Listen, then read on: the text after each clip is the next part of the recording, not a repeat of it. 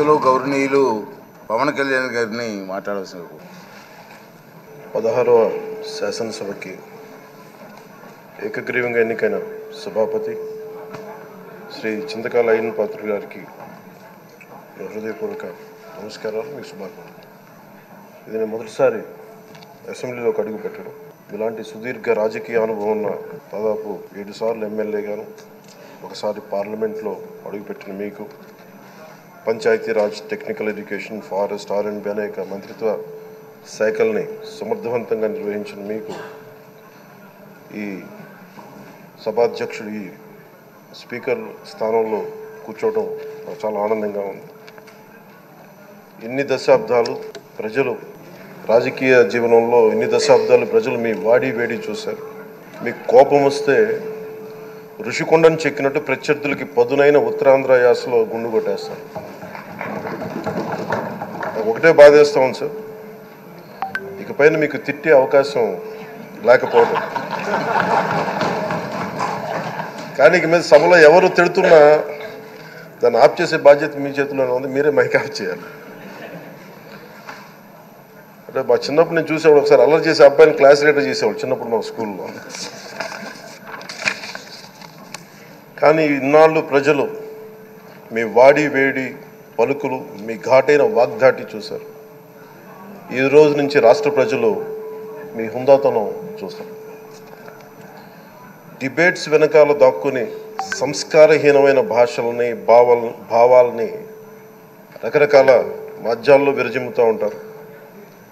దాని నియంత్రణ మీ ఆధ్వర్యంలో ఇక్కడి నుంచే మొదలవ్వాలి. ఇందాక సభానాయకులు గౌరవ ముఖ్యమంత్రి శ్రీ చంద్రబాబు నాయుడు గారు చెప్తారు, ఆడబిడ్డలు ఏ విధంగా నలిగిపోయారు ఈ రాష్ట్రంలో గత 5 సంవత్సరాల్లో. చిన్న లేదు, పెద్ద లేదు, ఎవరని లేదు. ఎవరన్నా సరే ఒక మాట మాట్లాడితే వాళ్ళు వ్యక్తిగతంగా దూషణ, సోషల్ మీడియాలో వాళ్ళని క్యారెక్టర్ అసాసినేట్ చేయటం, వాళ్ళు పెద్ద నాయకులు కావచ్చు, కార్యకర్తలు కావచ్చు, లేదా వాళ్ళకి ఎదురు తిరిగి ఒక ఒపీనియన్ చెప్పి ఎవరైనా సగటు మనిషి కూడా కావచ్చు. అది ఇక్కడతో ఈ రోజు నుంచి ఆగిపోవాలి అధ్యక్ష. అది మీ ఆధ్వర్యంలోనే మొదలవ్వాలి. గత ప్రభుత్వం తాలూకు సభ జరిగిన విధానం చూస్తే ఈ వ్యక్తిగత దూషణ ఇవన్నీ చాలా ఇబ్బంది పెట్టే ప్రజలు. ఈ రోజున వాళ్ళకి 11 సీట్లకు పరిమితం అయ్యారు, ఈరోజు లేరు, ధైర్యం లేదు వాళ్ళకి. విజయాన్ని తీసుకోగలిగారు కానీ ఓటమి కూడా ధైర్యంగా కూర్చుకునే వాళ్ళకి స్థాయి లేదు, వాళ్ళకి పారిపోయారు ఇక్కడి నుంచి. భావంలో ఉండే తీవ్రత భాషలో ఉండాల్సిన అవసరం లేదు. భాష మనుషుల్ని కలపడానికి కానీ విడగొట్టడానికి కాదు. భాష విద్వేషం రేపడానికి కాదు, పరిష్కరించడానికి.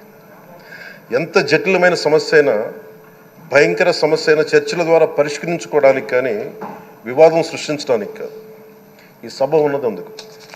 కానీ మనం చూసింది వాళ్ళ దగ్గర నుంచి బూతులతోటి, వ్యక్తిగత దోషులతోటి రాష్ట్ర పురోభివృద్ధిని ఆపేశారు. అలాంటి సభ కాకుండా ఇందాక మన పెద్దలు శ్రీ గౌరవ ముఖ్యమంత్రి చంద్రబాబు గారు చెప్పినట్టుగా ఇది భవిష్యత్తుకి ఇది ఒక ప్రమాణం అవ్వాలి. 2047 వరకు ఇంత అద్భుతమైన స్థానంలో మనకి ఆంధ్రప్రదేశ్ తెలుగు జాతి ఉన్నత స్థాయికి వెళ్ళాలంటే ఈరోజు మనం వేసే ప్రతి అడుగు అది భవిష్యత్ తరాలకు ఒక నిర్దేశక ఒక టచ్ స్టోన్గా ఉండిపోవాలి, ఒక గిట్ రాయిగా ఉండిపోవాలి. ఈ రోజున ఈ సభలో ఉన్న గౌరవ సభ్యులందరూ చట్టాలు చేయడానికి ఉన్నారు, చట్టాలు ఉల్లంఘించడానికి కాదు. విభేదించడం అంటే ద్వేషించడం కాదు, వాదించడం అంటే కొట్టుకోవడం కాదు. ఇవన్నీ విభేదించడం, వాదించడం ఇవన్నీ ప్రజాస్వామ్యానికి చాలా మౌలికమైన పునాదులు. ఆంధ్రప్రదేశ్ ఆవిర్భావం జరిగి అసలు భాషా ప్రయుక్త రాష్ట్రాల ఆవిర్భావమే మన ఆంధ్ర రాజ్యంతో మొదలైంది. అమరజీవి పొట్టి శ్రీరాములు గారి బలిదానం మీద మన రాష్ట్రం పుట్టింది. 56 రోజులు తిండి తిప్పలు తినకుండా నరకం అనుభవిస్తూ ఆయన బలైపోయారు. ఆయన మరణానికి చేరువవుతూ ఆమరణ నిరాహార దీక్ష చేసిన ప్రతిరోజు మనకి దాదాపు ఈ సుదీర్ఘమైన 6 దశాబ్దాల కాలం, 1.5 సంవత్సర కాలం అంటే ఆయన ప్రతిరోజు చావుకు చేరువవుతూ భోజనం లేకుండా ఆయన గడిపిన ప్రతిరోజు మనకి 1.5 సంవత్సర కాలం. అలాంటి నేపథ్యంలో అలాంటి మహోన్నతుడు శ్రీ పొట్టి శ్రీరాములు గారి త్యాగాన్ని కనుక మనం ఈ సభలో ప్రజా సంక్షేమం కోసం మాత్రమే చర్చలు జరగాలి, వాదోపవాదాలు హద్దులు దాటకుండా ఉండాలి, వ్యక్తిగత దూషణకి తావివ్వకుండా ఉండాలి. అలా కాకుండా గత ప్రభుత్వంలాగే ఈ సభని తిట్లకి బూతులకి కొట్లాటికి వాడితే ప్రతి నిమిషం పొట్టి శ్రీరాములు గారి బలిదానాన్ని అవమానం చేసినట్టే. ఒక గొప్పవాడు, ఒక మహానుభావుడు బతికినప్పుడు మాత్రమే కాదు, చనిపోయిన తర్వాత కూడా కొన్ని తరాలు ఉపయోగపడతారని నిరూపిస్తారు.